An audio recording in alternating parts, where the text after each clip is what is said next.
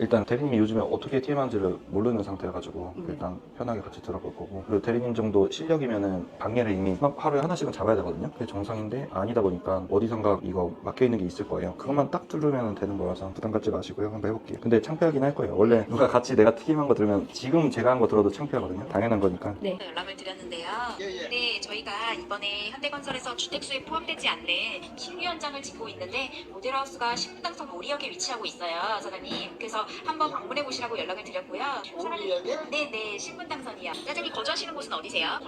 관악구세요? 아, 저희 지방에서도 많이 보러 오시거든요. 저희 지금 현장이 너무 좋은 현장이라, 네, 그래서 저희가 청약 통장 따로 없이도 가능하시고, 이제 만약에 저희가 당첨되신다고 하시면 시세 차익 2억 정도를 그냥 받아보실 수가 있어요, 사장님. 그래서 또 중요한 거는 전매 제한이 없다 보니까 단기 시세 차익도 그냥 바로 받으실 수가 있거든요. 또 주택수에 포함되지가 않다 보니까 만약에 사장님이 아파트를 가지고 있지 않던 이제 상관없이 세금 규제라든지 대출 규제에서 벗어난 상품이라고 보시면 될 것 같아요.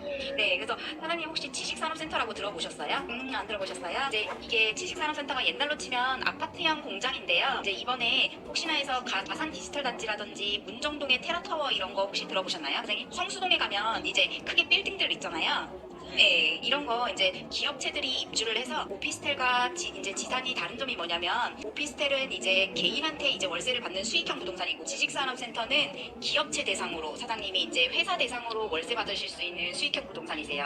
그래서 네, 그래서 조건인데 네네. 여기 없어요. 저희가 지금 소액으로도 투자가 가능하시거든요.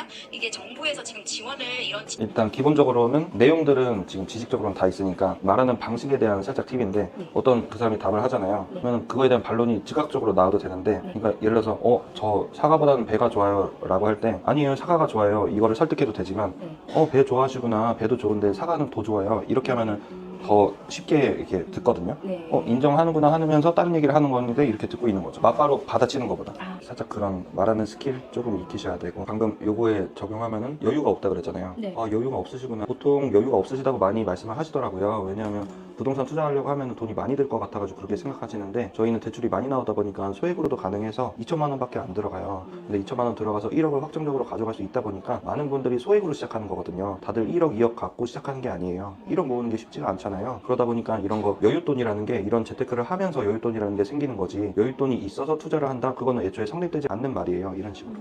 연습 한번 해볼까요? 지금요? 연습. 네. 지금요? 네, 되는 대로. 당연히 안 되는 거고. 제가 해볼게요. 저 여유가 없어요. 안 되는 대로. 요거 어차피 편집할 거예요. 좋아요. 그리고 이 사람이 여유가 없다고 말을 했으니까 그걸로 이제 끝맺으면 더 좋죠. 이렇게 하면서 여유가 생기는 거예요. 이런 식으로. 먼저 이해를 해주고 그 다음에 돌려치기. 우리가 이제 신규 택지 개발 지역으로 해서 이제 반도체 신도시로 들어가는 거라 나라에서 많이 이제 지원을 해주기 때문에, 사장님이 이거 한번 나와 저희 모델하우스 한번 오셔가지고 이제 얼마 정도 내가 투자금이 들어가고 얼마 정도 월세 받으실 수 있는지 이런 거를 그냥 무료로 저희가 다 안내를 도와드리고 너무 좋아요. 있어요. 잘하셨어요. 네, 시간 내서 한번 방문하겠습니다. 네, 사장님 그러면 저희가 혹시 내일 시간 되세요, 사장님? 내일 어떻게 했어야 됐을까요? 먼저 이렇게 내일 시간 되세요? 아니면 뭐 어떻게 하든 당연히 다 거절을 하는 거거든요.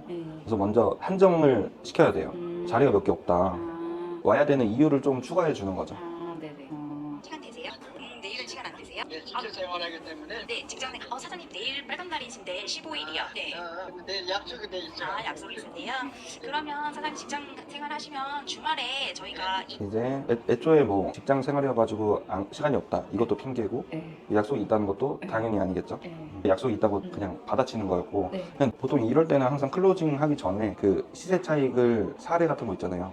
그때 문정동 테라타워 투자했으면 이렇게 됐는데 이런 거 정보 아셨으면은 당연히 대표님도 하셨겠죠. 그래서 다들 오시는 건데, 이렇게 하면은 갈까 말까 하는 상태에서 이런 제안이 들어오면은 한번 가볼까? 이렇게 되는 건데, 이 사람은 지금 갈까 말까 하는 상태가 아니고, 좋은 제안이지만 난 여유 있기 때문에 안 가야지 라는 생각이 있는 상태에서 제안이 들어온 거거든요. 나 안 갈래 이 핑계만 계속 되는 거죠. 갈까 말까 할 때 제안이 들어와야 돼. 그래서 이제 TM 할 때도 지금 이런 스크립트는 이제 안 보고도 짜짜짝 말할 수 있잖아요. 그러면은 이 사람의 감도가 어느 정도 왔을까, 지금 내가 제안하면은 받아들일까, 요거를 좀 보시는 거예요. 그런 감도 체크를 못 하겠으면은 시세 차익 사례나 오른 사례를 말하면 감도가 오를 수밖에 없거든요, 사람이. 그럼 한번 가볼까? 그런 게 있어? 이 생각이 든 다음에 바로 제안을 하는 거예요. 자세히 한번 오셔가지고 설명 들어보세요. 이번 주에 제가 오후에 그러면 3시쯤 괜찮으실까요? 아 지금은 내가 예측할 수가 없어요. 주일날에 교회 가고. 아, 교회 가세요? 예. 그러시구나. 예측이 없어요. 내가 다음에 전화 드릴게요. 네, 알겠습니다. 그럼 사장님, 요거 예. 제가 내용 정리해서 문자로 넣어드릴게요. 한번 꼼꼼히 보시고, 네, 저도 다시 한번 나중에 전화 드려보도록 할게요. 네, 네. 전화 주셔서 감사합니다. 네, 알겠습니다. 수고하세요. 네. 예측할 수가 없다 그러잖아요. 뭐라고 해야지 됐을까요? 그건 똑같은 거예요. 예측할 수 없으니까.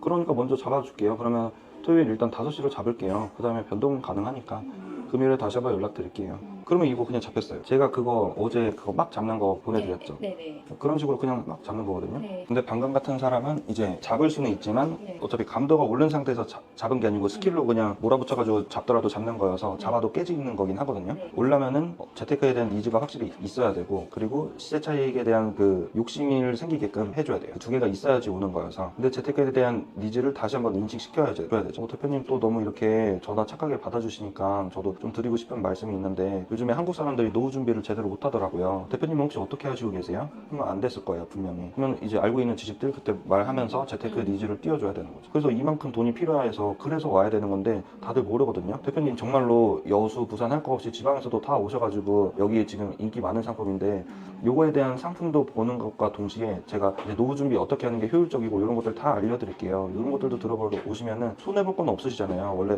10만 원, 20만 원 주고 받아야 되는 컨설팅인데 제가 무료로 다 준비해 놓을 테니까 이런 식으로 다시 한번 니즈 하면은 그치 나 노후 준비해야 되는데 이 생각이 들 수밖에 없거든요. 억지로 잡는 게 뭔지 보여드릴게요. 네, 알겠습니다. 그러면 이걸로 예약하는 자료 남겨드릴 테니까 꼭 한번 검토해 보세요. 네, 완전 생 억지죠.